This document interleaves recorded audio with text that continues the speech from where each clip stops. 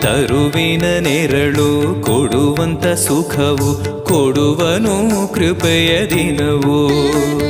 ಸ್ಥಿರ ಇರುವ ಮನ ಎನಗಿರಲಿ, ಶರಣಾಗತಿ ಎಂದು ಬರಲಿ. ಭಗವಂತನ ಪ್ರಿಯ ಮಗನಿವನ ಸಾರಿ ಬದುಕು ಇರಲಿ.